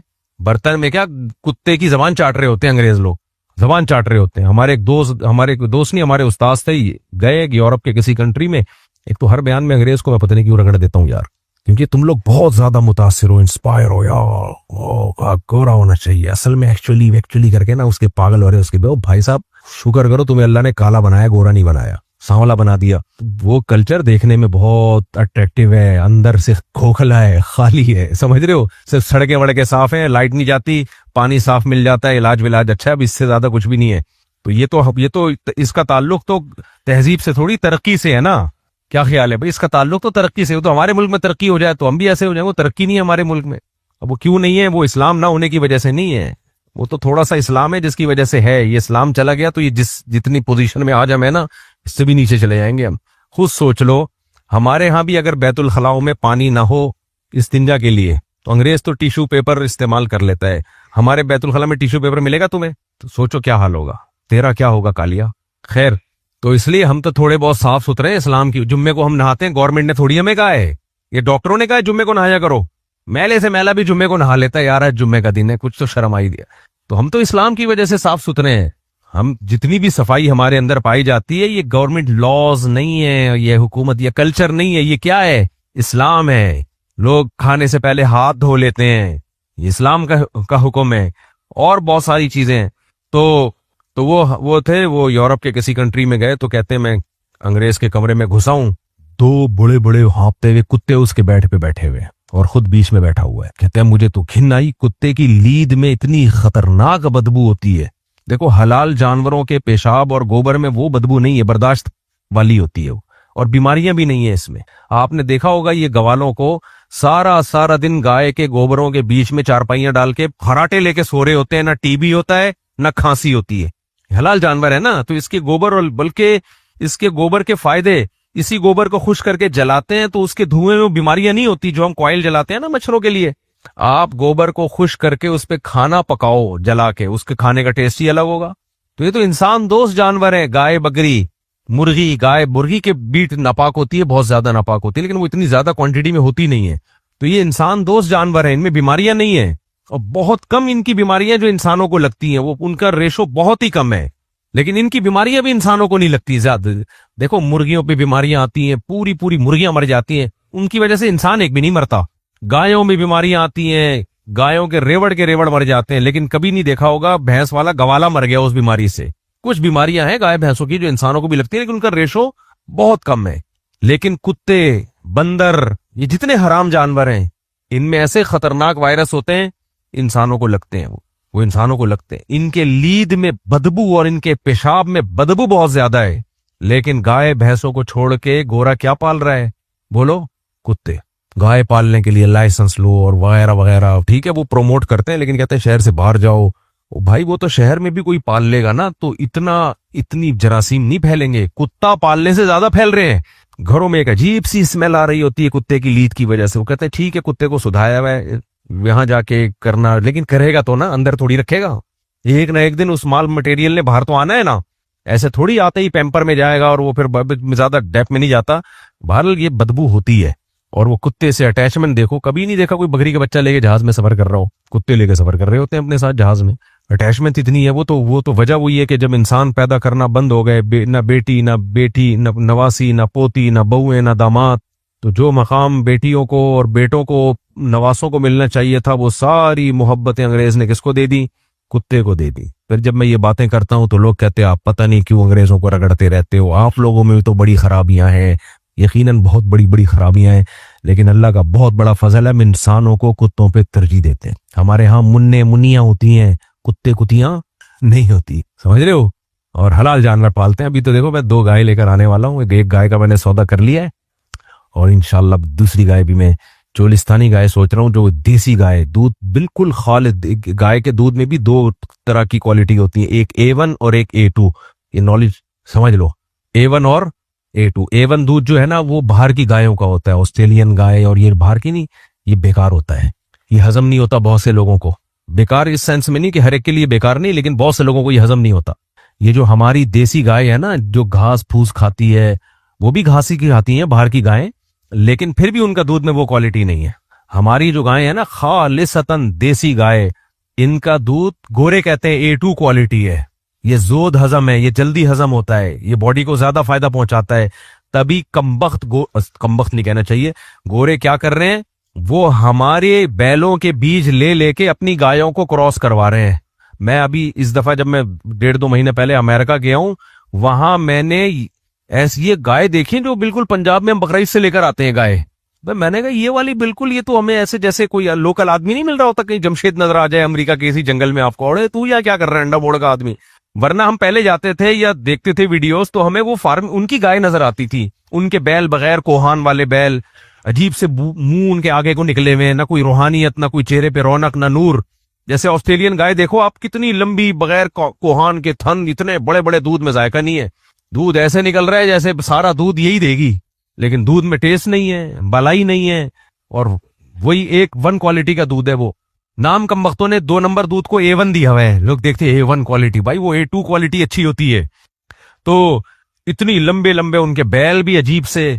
हमारे बैल का कितना खूबसूरत कोहान होता है, ऐसा फैट के बगैर ही होता है, वो उसमें फैट कम होता है, गोश्त से भरा हुआ। टक्कर मारे तो बता दे कि तमीज से बात करो मेरे से, सही है ना, हल चलाने के काम आए वो। तो एक रौनक होती है हमारे जानवरों। बाज लोग कहते हैं पता नहीं सुअर से क्रॉस किया इन्होंने। बहरहाल मैं ये दावा नहीं करता जब तक मेरे पास इस बारे में नॉलेज ना हो, लेकिन मुंह उनके थोड़े थोड़े खिंजीर जैसे से होते हैं। मैं ये दावा नहीं कर रहा कि सूअर से क्रॉस किया, भाई मेरे पास नॉलेज नहीं है इस बारे में, लेकिन चेहरा उनका बहरहाल थोड़ा थोड़ा मिल रहा होता है उनसे। हमारी गायों में जो एक चेहरे पे नूर होता है ना, वो नूर को मैं कैसे एक्सप्लेन करूं, आप देखेंगे तो अंदाजा हो जाएगा कि उनका अजीब सा बूथा निकला हुआ है, इनका सही है। तो मैं वहां जाके अब देख रहा हूं कि हमारी लोकल गाय, मैंने कहा भाई ये तो बिल्कुल हमारे ही लग रहा है कि ये तो सिंध की गाय लग रही है मुझे, ये सिब्बी का बैल लग रहा है। सिब्बी का बैल कितना खूबसूरत बैल है यार, कैसे हाइट निकालता है और गोश्त उसका इतना मजे का होता है। तो लक्कड़ हजम पत्थर हजम, ये जो गायें बाहर से आ रही हैं इनकी नखरे इतने, इनको थोड़ी सी गर्मी लग जाए, थोड़ा सा बहुत मसाइल है भाई इनके साथ। तो हमारी गाय वो लेके क्रॉस ब्रीडिंग करा करा के अपनी नस्लों को ठीक कर रहे हैं, और हमें क्या पहना दिए, अपनी गाय हमें पहना दी है। अब हमारे यहाँ गवाले यही ले रहे हैं, दूध ज्यादा होता है, दूध का क्वांटिटी को मत देखो, क्वालिटी को देखो अल्लाह के बंदो। वहां से ला के ना तो मैं बड़ा फेरा हूं, मैंने कहा मुझे लोकल गाय चाहिए, देसी गाय, कोई क्रॉस ब्रीडिंग ना हो, कोई बांस है, कोई सुक्कड़ दादा में भी कोई ऐसा ना हो बैल जो है जिससे क्रॉस करवाया गया हो, सुक्कड़ दादा में भी कोई ऐसा ना हो जिससे क्रॉसिंग हुई है, तो खालिस देसी गाय। खैर, तो हलाल जानवर पाला करो कहने का पूरी तकरीर का मकसद, उससे तुम्हें गोश्त मिलेगा, उसके गोबर को तुम जला सकते हो, खाद में डाल सकते हो, बेच भी सकते हो, कुछ नहीं है तो ये इन लोगों को बेच दो, ये जो हर चीज बिकती है, हर चीज बिकती है। एक दूध वाले ने मुझे बताया, उनके बाड़े में मैं गया, वो कहते हैं हम जब गाय से दूध निकालते हैं तो जब दूध बिक जाए तो दूध बच जाता है तो उसकी हम क्रीम से मक्खन निकालते हैं, मक्खन अलग बिकता है, मक्खन का घी निकालें, घी अलग बिकता है, जब घी बनाते हैं तो वो थोड़ा सा जल जाता है ना नीचे, वो अलग बिकता है, मिठाइयों वालों के पास जाता है। फिर जो हम पनीर निकालते हैं वो अलग बिकता है। कोई एक चीज, गोबर अलग बिकता है, कोई एक चीज इन हलाल जानवरों की ऐसी नहीं है जो इंसानियत के लिए फायदेमंद ना हो। और कहते हैं जो गोबर ना बिके उसको हम जमीन में डालते हैं, उससे गैस बनाते हैं, जनरेटर चलते हैं, वो भी मैंने देखे हैं, कुएं, इतनी एनर्जी वो गोबर पैदा कर रहे हैं। और जब वो गैस खत्म हो जाती है तो फिर जो गोबर बच जाता है वो आम खाद से 10 गुना ज्यादा उसमें नाइट्रोजन होती है, वो बहुत जरखेज खाद बन जाती है। तो अल्लाह मियाँ ने इससे पता चलता है ये जो हलाल जानवर है ना, सर से लेके पांव के खुर तक, ये किसके फायदे के लिए पैदा किए हैं, इंसान के लिए। और इंसान कहते हैं नहीं मैंने ये नहीं पालना, कुत्ता पालूंगा मैं। कुत्ते को हिफाजत, कुत्ते का काम है हिफाजत करना, वफादारी करना, तो उससे वो वाला काम लो, हिफाजत का काम लो उससे। अगर हिफाजत की जरूरत है, नहीं जरूरत है तो ये काम भी मत लो। हदीस में आता है जिसने कुत्ता पाला रोजाना 1 क़िरात अजर उसका कम होता है, समझ रहे हो, बिला वजह अगर कुत्ता पाला है आपने शौकिया, 1 क़िरात अजर यानी पहाड़ के बराबर अजर, डेली आपकी नेकियां जो आपने की हैं जाया होंगी एक एक करके। तो ना कुत्ता पाले ना घर में तस्वीरें लटकाएं, जानदारों की तस्वीरें, ये दोनों चीजें आपके अजर को क्या करती हैं, जाया। तो इसलिए इस्लाम ने कुत्तों पर पाबंदी लगा दी। अब अंग्रेज की बात समझ में नहीं आती, कहते इतना वफादार जानवर, अल्लाह को पता था भाई कुत्ते पालोगे तो बच्चे नहीं पालोगे तुम, तो इसलिए अपने बच्चों को फोकस करो। हाँ, कुत्ता हिफाजत के लिए रखो, जैसे कि लोगों ने परिंदे पाले हुए होते हैं तो उनकी हिफाजत के लिए, बकरियों के रेवड़ की कुत्ते बड़े अच्छी हिफाजत कर लेते हैं। तो सबसे बेहतर है शौहर पालो यार। खवातीन तन्हाई के लिए वहां बुढ़ी हो जाती है ना तो वो फिर कुत्ते पालती हैं, शौहर होता नहीं है, शादी नहीं होती, बच्चे नहीं होते पोते नवासे, तो फिर कुत्ते पाल के बुढ़िया घूम रही होती हैं। तो मैं जब वहां अमेरिका गया, मैंने इतनी बूढ़ियां अकेली देखी, मैंने कहा काश ये शौहर पाल लेती तो आज इनको कुत्ता पालना ना पड़ता। उस शौहर से इनको औलाद भी मिलती, बहू है, दामाद सा, पोते नवासे, वो नहीं पाली इन्होंने। एंजॉय वही है आजाद, हम आजाद हैं। वो जो फेमिनिस्ट खवातीन ने आजकल नारे लगाए हुए हम आजाद हैं, मर्द से आजाद करा दिया। ओ भाई, मर्द से आजाद करके तो तन्हा हो जाओगी, क्या ख्याल है? मर्दी तो है जिसकी वजह से तुम्हें औलाद मिलती है, तुम्हें नान नफका मिलता है, तुम्हें मोहब्बत मिलती है, तो फिर आगे तुम्हें पोते नवासे होते हैं, बहुएं दामाद होते हैं। तो मर्द को औरत से और औरत को मर्द से। तो मर्द अगर कहे मुझे औरत नहीं चाहिए तो तेरा भी बेड़ा गर्क होगा, औरत कहे मुझे मर्द नहीं चाहिए उसका भी बेड़ा गर्क होगा। दोनों एक दूसरे से आजाद हो गए तो ये तो फितरत से बगावत हो गई ना। अगर कोई आदमी कहे मैं आजाद हूं, मुझे बीवी नहीं चाहिए, ठीक है बेटा, थोड़े दिनों में बुढ़ा हो जाएगा, फिर कहेगा काश, लोगों को देख के कहेगा यार कैसे उनके जिंदगियां मजे की हैं, उनके खानदान है, काश मैं भी बीवी की टेंशन पाल लेता। मैंने तो टेंशन समझ के जान छुड़ाई थी उससे। लोग टेंशन समझ के जान छुड़ा रहे हैं ना, यही होता है ना कि अबे क्या टेंशन, गर्लफ्रेंड रखो बस। तो भाई ये टेंशन आपको 20 टेंशनों से निजात दिलाती है, खानदान आबाद होता है इस टेंशन से। तो कोई बात नहीं, टेंशन समझ के ही पाल लो। ये टेंशन छोटी टेंशन है, बड़ी टेंशनों से बचा लेगी। अगर फर्ज कर ले कि हम ये टेंशन है, मेरे घर वाले भी बयान सुनते हैं ना, फिर मुझे वजाहती बयान बाद में देना पड़ता है। तो फर्ज कर लो कि अगर ये क्या है, टेंशन है नहीं, बिल्कुल भी नहीं है, लेकिन फर्ज कर लो कि अगर है तो फिर ये टेंशन जो है ना, ये अब सोचो कितनी बड़ी टेंशन है यार, कि मेरी जबान लुढ़कड़ा रही है, इसका मतलब है तो, लेकिन फर्ज कर लो कि है, वैसे है नहीं तो, लेकिन ये टेंशन मेरे भाई घरों को आबाद भी करती है। ये टेंशन कुत्ते घर से निकाल देगी, घर में क्या ले आएगी? इंसान ले आएगी। बेटे मिलेंगे, बेटियां मिलेंगी, पोते मिलेंगे, पोतियां मिलेंगी, नवासे नवासियां, सारा पैसा ही थोड़ी है सब कुछ यार, के पैसा खर्च होगा इनके ऊपर, क्या करेगा ऐसे पैसा बचा के? गोरे ने पैसा बचाया है, मैं ये व्लॉग नहीं बना सकता वहां जाके, क्योंकि वो कहते हैं हमारी सोसाइटी का नेगेटिव पहलू मत दिखाओ। मैं वहां जाके अच्छे अच्छे ही व्लॉग बना रहा होता हूँ, ये देखो इतनी अच्छी सड़क, ये भी वो पॉजिटिव चीजें भी है सोसाइटी में ना, तो वो भी तो बतानी पड़ती है, नेगेटिव दिखा नहीं सकते। जापान में मैं गया तो वहां मुझे मना किया, ओल्ड हाउस की वीडियो नहीं बनाना, यहाँ पे बहुत बुरे हालात हैं ओल्ड हाउस के, वीडियो नहीं बनाना, बैन कर देंगे आपको। तो मैंने कहा बस ठीक है, अच्छी अच्छी ट्रेनें व्रेनें दिखा रहा था मैं, देखो कितनी जबरदस्त ट्रेन है। अबे हमारी जो तेजगाम है ना, ठीक है 2 नंबर है वो, जब कहती है तो उससे 6 महीने बाद निकलती है, रास्ते में खड़ी हो जाती है, आगे पटरी टूटी भी होती है तो उसको जोड़ने के लिए बंदे आए हुए होते हैं, बहुत मसाइल हैं। लेकिन मेरे भाई उस तेज गांव में आपको ये तो पता है ना, अपनी नानी से मिलने जा रहा हूं, अपने पोतों से मिलने जा रहा हूं, कोई बात नहीं, कल पहुंच जाएंगे, परसों पहुंच जाएंगे, अपना खानदान है, वो फोन करके पूछते भी रहेंगे नाना कहां तक पहुंचे आप? कहते बेटा अभी तक झेलम में ही फंसा हुआ हूं, ट्रेन चल ही नहीं रही है। कोई बात नहीं नाना, हम इस गम में हम आपके साथ हैं। 50-50 में दिखाया जाता था कि लाहौर में बच्चों के स्कूल की छुट्टियां हुई, वो ट्रेन में बैठे कराची में समर वेकेशन, गर्मियों की छुट्टियां गुजारने के लिए कराची आ रहे थे वो। तो वो ट्रेन जब कराची पहुंची है ना, तो बच्चे बड़े हो चुके थे, वो बच्चों के नेकर चिड़िया बन चुके थे। और एक जवान आदमी लाहौर से सवार हुआ था, जो उनका बाप था, कि मैं बच्चों को कराची लेके जा रहा हूं। जब वो कराची पहुंचा तो वो बाप बूढ़ा हो चुका था। वो कहते हैं खिड़की से हाथ बाहर निकाला, बेटा कराची आ गया? उन्होंने कहा आ गया, ये कहा और मर गया। यानी इसका मतलब था ये अब इसकी उम्र पूरी। तो ऐसी थकी हुई ट्रेनें हैं, लेकिन बाप दादा तो है ना, तो खाली ये मसनूई जिंदगी, ट्रेनें अच्छी और जहाज अच्छे और ये अच्छे और वो अच्छे, ये ठीक है, बहुत अच्छी बात है, सोसाइटी का पॉजिटिव चेहरा है, सुकून के लिए इतना काफी नहीं है मेरे भाई, समझ रहे हो? इतने बड़े घर है ना उन लोगों के, अंग्रेजों के, इतने खूबसूरत घर हैं, और घर में जाओ एक बुढ़ा बैठा हुआ होगा, बस यार तू सारा दिन अकेला। नहीं अकेला नहीं हूं, मेरे साथ कुत्ता है मेरा, खुदा की कसम। ऐसे कुछ लोग हैं जो गांव देहातों में उनका एक खानदानी निजाम है, वो खुश हैं, लेकिन मेजोरिटी का तो यही हशर हो गया। यार तुम इसके साथ कैसे कैसे सरवाइव कर रहे हो यार? बेटा कहाँ है? वो साल के बाद आता है कभी मिलने के लिए, वो भी एक आध बेटा होगा, वो भी किसी का बीवी से है, किसी का गर्लफ्रेंड से है, पूछता ही नहीं वो। अजीब निजाम है यार। खैर कहाँ चले गए हम, बहुत दाएं बाएं निकल जाता हूं मैं। तो मैं अब क्या बात कर रहा था कि तसव्वुफ की बात कर रहा था। तो अल्लाह ताला ने नबी सल्लल्लाहु अलैहि वसल्लम से फरमाया कि आपका काम तज़किया भी है। तज़किया का मतलब पाक करना। क्या मतलब है तज़किया का? यानी जाहिरी तहारत भी और बातनी तहारत भी। जाहिरी तहारत तो यही हमें तहारत के हकाम बताए, कुत्ते मत पालो, बदबू होगी। यहां से मैंने बात शुरू कर दी, कुत्ता बर्तन में मुंह मार दे तो बर्तन को धो 3 दफा, ये गंदा है, ये इसका लुआब गंदा है। कुत्ता पाक होता है, खूब समझ लो। कुत्ता बॉडी पे लग जाए तो नमाज हो जाती है, लेकिन कुत्ते का थूक लग जाए तो नहीं होती नमाज, उसको धोना पड़ेगा आपको। और अभी तो साइंस वाइस का कुछ नहीं है, हो सकता है साइंस तहकीक करके बता दे कि इसके थूक में कितनी बीमारियां हैं। साइंस भी तो एक जगह थोड़ी स्टेबल है, वो तो तब्दील होती रहती है ना। हो सकता है आज से चंद साल के बाद, 100 साल के बाद, 50 साल के बाद तहकीक से साबित हो जाए कि अंग्रेज जो कुत्ते की जबान को चाटते हैं, ये कितने जरासीम अपने अंदर लेके जा रहे हैं और कितनी गंदगियां लेके जा रहे हैं। तो खैर अच्छा चले, वो तहकीक है तो फिर देख लेंगे उसको। खैर, तो अल्लाह ने अपने नबी सल्लल्लाहु अलैहि वसल्लम फरमाया युज़क्की, तज़किया करेंगे। तो तज़किया कहते हैं पाक करना। बस मैं मौजू को जल्दी से समेट रहा हूं। अब पाक करने का क्या मतलब है? जाहिरी तौर पर पाकी के हकाम और बातनी।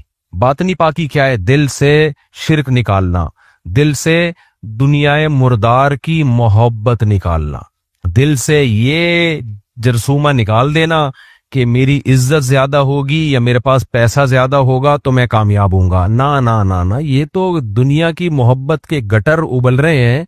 हमारे हजरत फरमाया करते थे जैसे अल्लाह की मोहब्बत के चश्मे उबलते हैं ना बाज लोगों के दिलों से, तो दुनिया की मोहब्बत के गटर उबलते हैं बाज लोगों के दिलों से। इतनी इस मुसाफिर खाने से उनको इश्क होता है कि कहते हैं अल्लाह वालों को उनके पास बैठने से स्मेल आती है कि एक फना होने वाली चीज है, एक खत्म होने वाली चीज है। आपने बचपन से देखा होगा ना, कुछ बच्चे सखी होते हैं, कुछ कंजूस होते हैं कि नहीं होते? तो वो कंजूस कितने बुरे लगते हैं। चवन्नी अठन्नी संभाल संभाल के रखी हुई है, खर्च नहीं कर रहे, किसी को दे नहीं रहे। एक खातून थी ना, रहती थी, उन्होंने कहा अपने बेटे से, जा मेरे बेटे, जा मेरी बच्ची, जा पड़ोसन के यहाँ से चीनी लेकर आ। वो पड़ोसन के यहाँ गई, आके कहने लगी अम्मी वो चीनी नहीं दे रही है, चल जा वहां लेकर आ, चीनी चाय में डालनी है, चीनी वहां से ले आ। वो वहां गई, जी अम्मी वो कह रही है नहीं है चीनी, वहां से लेकर आ, वहां से भी नहीं है। कम बहुत कितने कंजूस नालायक, चीनी नहीं दे रहे, चल अपने डब्बे से निकाल के ले आ। तो अब बताओ ये दुनिया की मोहब्बत है या नहीं है? जब आपको पता चलेगा कोई औरत इतनी कंजूस है, अपने घर में डब्बा रखा हुआ है, चीनी इस्तेमाल नहीं कर रही कि खर्च ना हो जाए, इधर उधर से भीख मांग रही है, तो घिन ना ऐसे लोग हैं भाई। यार कैसे कंजूस है यार, हर जगह खाने पहुंच जाते हैं, खिलाते कभी है नहीं। तो इससे पता चलता है ये भी एक गंदगी है, बुखल, कंजूसी। तो इसी तरह याद रखो, दुनिया की मोहब्बत भी एक गंदगी है। उस चीनी वाली को हम क्यों मलामत कर रहे हैं, क्यों हंस रहे हैं उसकी बात सुन के? भाई चीनी है, खत्म तो होनी है यार, नहीं इस्तेमाल करेगी कीड़े पड़ जाएंगे इसमें, तो इस्तेमाल कर लो, फिर खत्म हो जाए तो फिर अड़ोस पड़ोस से मांग लेना। क्या चीनी के डब्बे से दिल लगा के बैठी हुई है, पूरे मोहल्ले में अपने आप को जलील कर लिया भीख मांग मांग के, और ये डब्बा नहीं खुल रहा। हम उस हंस रहे हैं कि कितनी कंजूस। हमारी हालत भी दुनिया के साथ यही है भाई, खत्म होने वाली चीज है, फना होने वाली चीज है, और कभी भी नहीं पता कब हमारी गाड़ी हमसे छिन जाए, कब हमारी जिंदगी छिन जाए, कब इस मकान से हमारा जनाजा उठे, कब फट्टे पे लिटाया जाए, गुसल दिया जाए, और कब हमें कब्र के अंदर मनो मिट्टी डाल के वापस आ जाए। उसके बावजूद दुनिया से मोहब्बत देखो, मैं और मेरी प्रॉपर्टी, मेरा पैसा, मेरा बिजनेस, मेरी गाड़ी, मैं ये करता हूं, मैं इतना कमा लेता हूं। ये क्या है? ये है घटिया सोच। ये क्या है? जैसे कोई बच्चा खिलौनों से खेल रहा हो और मेरी गाड़ी मेरी गाड़ी मेरी गाड़ी कर रहा हो, तो बड़े हंसते हैं कि नहीं हंसते? कहते हैं ये चाबी वाली गाड़ी को क्या बोल रहा है, मेरी गाड़ी मेरी। मुझे याद है यार, मैं पहले भी ये वाकया सुना चुका हूं, हमारे मामू मर्चेंट नेवी में हुआ करते थे, अल्लाह उनकी ऊपर बरकत दे। तो मैं छोटा सा था, मेरी उम्र 8-10 साल होगी, तो खत पहले लिखा करते थे। तो वो बाहर मुल्क में थे, मुझे खत आया कि क्या चाहिए, मैंने लिखा मेरे लिए एक मोटरसाइकिल लेकर आना। तो जब आए ना, उनका शिप जब कराची से लगा, तो वो आए खाली हाथ। मैंने कहा मेरे लिए आपने कहा था क्या लाना? मैंने खत में लिखवाया वालदा से कि मोटरसाइकिल। तो उन्होंने कहा मैं ले आया हूँ मोटरसाइकिल, जहाज पे कल लेकर आऊंगा। मैं बड़ा खुश यार, बाइक। हालांकि 9-10 साल की उम्र में कहाँ बाइक चलानी आती है इंसान को। मैंने 13 साल में सीख ली थी बाइक, और गाड़ी भी। ये नहीं पूछो किसकी गाड़ी पे सीखी है, और किसकी बाइकों का बेड़ा गर्क करके सीखी, और किसकी गाड़ी का बेड़ा गर्क करके सीखी, खैर सीख ली थी। तो अब हम खुश हो रहे हैं, मेरे रसे रातों को ख्वाब में बाइक आ रही है, सो रहा हूं तो नींद नहीं आ रही खुशी से। बाइक भाई, उस उम्र में 8-9 साल की उम्र में, बहुत छोटा था मैं, बाइक मिल जाए तो क्या चाहिए इंसान को। मेरे जहन में आ रहा बड़ी बाइक होगी, फिर मैं सोच रहा हूँ मेरे पाँव कैसे पहुंचेंगे उस तक, इतना खुश हो रहा हूँ। और वो बाइक क्या लेकर आए? डब्बा लेकर आए। मैंने कहा शायद एक पार्ट होगा इसके अंदर, बाइक का एक पार्ट होगा, वो चाबी वाबी डब्बे में पैक करके दी जाएगी, फिर उसके बाद बाइक आएगी। जब खोला तो वो चाबी वाली बाइक थी, छोटी सी।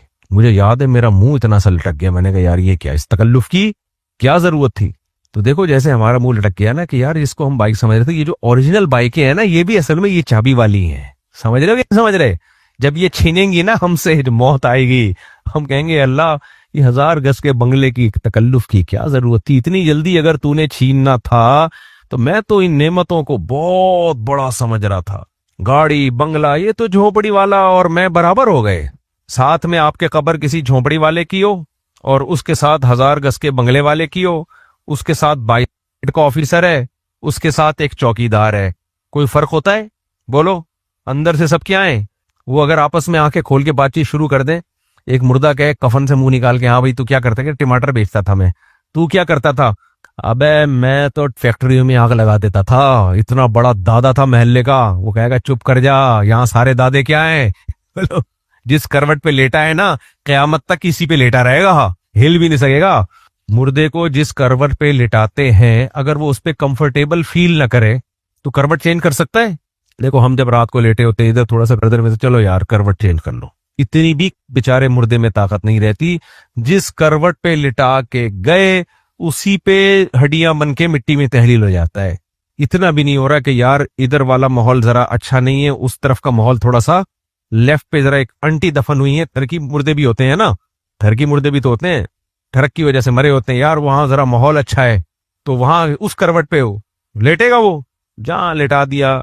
चाहे फैक्ट्रियों को आग लगाता था, 22-23 ग्रेड का ऑफिसर था, टमाटर वाला था, सब क्या हो गया? था हो गया, अब ये है नहीं। तभी तो शायर ने कहा है, जमी खा गई आसमां कैसे कैसे, हुए नामवर बेनिशां कैसे कैसे। जमीन बड़े बड़े आसमानों को खा गई है, बड़े बड़े महल्ले के दादे, बड़े बड़े ताकतवरों को जमीन ने खा के फिनिश, और नामवर बड़े बड़े नाम वाले कैसे बेनिशा हो गए, खत्म, फिनिश। उसके बाद आदमी मेरी गाड़ी, मेरा बंगला, मेरा बिजनेस, बचकाना हरकतें, जैसे मेरी चाबी वाली मोटरसाइकिल, अबे बचकाना हरकतें हैं ये। तो तसव्वुफ में तसव्वुफ का असल मौजू ये है, ये शरीयत का हुक्म है। तो हजरात फुक़हा ने क्या किया कि भाई नबी सल्लल्लाहु अलैहि वसल्लम का काम था तज़किया, तो नबी ने बराह रास्त सहाबा का तज़किया किया। सहाबा ने किसका तज़किया किया? ताबीईन का। ताबीईन ने किसका तज़किया किया? तबा ताबीईन का। सहाबा खुद से तज़किया कर सकते थे नबी के तज़किये के बगैर? नहीं मुमकिन था ना, तभी अल्लाह के नबी की सोबत में उनका तज़किया हुआ है। तो इसलिए उलमा कहते हैं ये सिलसिला सदियों से चला आ रहा है। तो इसी तरह अहलुल्लाह की सोबत, उनके बयानात, उनकी तालीमात से इस्तिफादा किए बगैर तज़किया भी नहीं हो सकता आपका। आप हर चीज में मोटिवेशनल स्पीकर्स को, गोरों को सुन रहे हो मेरे भाई, फायदे होंगे उनके तजर्बों से, हर शेख के तजर्बे से फायदा उठाना चाहिए, लेकिन तज़किया जो इस्लाम चाहता है वो अहलुल्लाह और अल्लाह वालों की सोहबत के बगैर, उनको सुने बगैर मुमकिन नहीं है उस लेवल का तज़किया। और उस तज़किये में सबसे पहली चीज क्या है? दिल से 3 चीजें निकाली जाएं, बल्कि 2 बुनियादी हैं, हुब्बे जाह और हुब्बे माल। जाह की मोहब्बत, शोहरत का भूखा, हर जगह अपनी टांग ऊंची रखना चाहता है, इज्जत का भूखा और दौलत की भूख, ये 2 भूख। और तीसरे दर्जे में हुब्बे बाह। हुब्बे बाह का मतलब शहवत का भूखा, हलाल हराम का फर्क किए बगैर ठरकियों की तरह भागता रहता है। लेकिन उलमा कहते हैं ये हुब्बे बाह निकालना आसान है, ये हुब्बे जा और हुब्बे माल ये मुश्किल है। समझ रहे हो कि नहीं समझ रहे? ये बहुत मुश्किल है कि जाह की वो निकल जाए। कुछ लोग होते हैं हर जगह शोहरत शोहरत शोहरत, मेरी इज्जत हो, मेरी रिस्पेक्ट हो। तो ये बहुत गलत चीज है भाई। क्या कर लेगा शोहरत करके, इज्जत कमा के क्या कर लेगा? मैं ये नहीं कह रहा कि इंसान चाहे कि मेरी बेइज्जती हो, ये तो फितरत के खिलाफ है। आप कह सकते हैं कि भाई ये तो इंसान की फितरत है, इज्जत। देखो इंसान की फितरत है ना पैसा कमाना, है या नहीं? पैसे से मोहब्बत है या नहीं? ये बुरी चीज नहीं है। लेकिन पैसे की हवस क्या है? बोलो ना, बुरी चीज है। वो चीनी घर में रखी हुई है, पड़ोसियों से मांग रही है, ये चीनी की मोहब्बत नहीं है, ये चीनी की हवस है। तो इसी तरह जाह यानी इज्जत और शोहरत ये हर एक को अच्छी लगती है, अल्लाह की नेमत है अगर किसी को मिल जाए। लेकिन इसकी हवस ये बुरी चीज है। आपने देखा होगा कहीं बहस हो रही होती है, कुछ लोग चाहते हैं हम बहस में सबसे ऊंचे ने, सबसे ज्यादा बोल रहे होते हैं, वो हमारी बात सुनी जाए। आप उनके खिलाफ एक लफ्ज बोल दो, उनकी बुराई उनके मुंह पे कर दो जो वाकई फॉल्ट हो, और बड़े एतदाल से, फिर भी उनको गुस्सा आ जाएगा, कभी सुनना ही। इसको यानी खुद पसंदी कहा जाता है, उजब, अपने बारे में खुशफहमियों में मुब्तला हो गए। ये चीजें थी जो तसव्वुफ में इंसानों को सिद्ध। हमने हजरत मुफ्ती रशीद अहमद साहब के पास टाइम गुजारा तो यही चीज थी 8 साल, हुब्बे जाह खत्म करो, हुब्बे माल खत्म करो, माल की हवस और इज्जत और शोहरत की हवस। तो इसको फुकहा ने यानी बाद में लोगों ने, सूफिया ने एक नाम दे दिया तसव्वुफ का। तो इसलिए तसव्वुफ एक इस्तिलाह है, टर्म है, ये जरूरी है, इसके बगैर इंसान नहीं हो। और इन चीजों की इस्लाह के लिए क्या है भाई? दिल में अल्लाह की मोहब्बत लेकर आओ। जब जिसकी मोहब्बत होती है उसके लिए इंसान इज्जत भी कुर्बान करता है, दौलत भी कुर्बान करता है। तो अल्लाह की मोहब्बत इतनी डाल दो कि शोहरत की लालच और पैसों की लालच खत्म हो जाए। ये बड़ा तवील टॉपिक है, फिर कभी लेके इसको मैं आगे चलूंगा, बस अभी तो मैं बयान समेट रहा हूं। लेकिन आजकल तसव्वुफ के नाम पे क्या हो रहा है? सूफी सबसे बड़ा मुतकब्बिर होगा, सबसे ज्यादा इज्जत का भूखा कौन होगा? वो खुद सूफी। सबसे ज्यादा रिस्पेक्ट का भूखा कौन होगा? इल्ला माशाअल्लाह चंद बुजुर्ग हैं जो अल्हम्दुलिल्लाह काम कर रहे हैं। बुजुर्ग कभी भी खत्म नहीं हो सकते, लेकिन तसव्वुफ के नाम पे आप देख लो, जिन चुड़ैल भूत भगाने को तसव्वुफ कहा जाने लगा। बिदातें जितनी ज्यादा होंगी उतना बड़ा सूफी होगा वो। तो तसव्वुफ में बिदातें आ गई और ये सब कुछ आ गया। तो अल्लाह ताला ने इंसान को जो मेरे भाई फजीलत दी है वो मटेरियल की बेस पे नहीं दी है, वो इस बेस पे दी है कि इल्म भी सही कर ले, अमल भी सही कर ले। इल्म की तफसील तो मैं पिछले बयान में बता चुका हूं। अमल में क्या है? जाहिर अमल भी, बातनी अमल भी। बातनी अमल में क्या है? वही है जिसको तसव्वुफ कहा जाता है। दिल से दुनिया की मोहब्बत और हवस खत्म कर दे, इसके बगैर अल्लाह की नजर में अजीम इंसान नहीं बन सकते। अल्लाह ताला अमल की तौफीक अता फरमाए।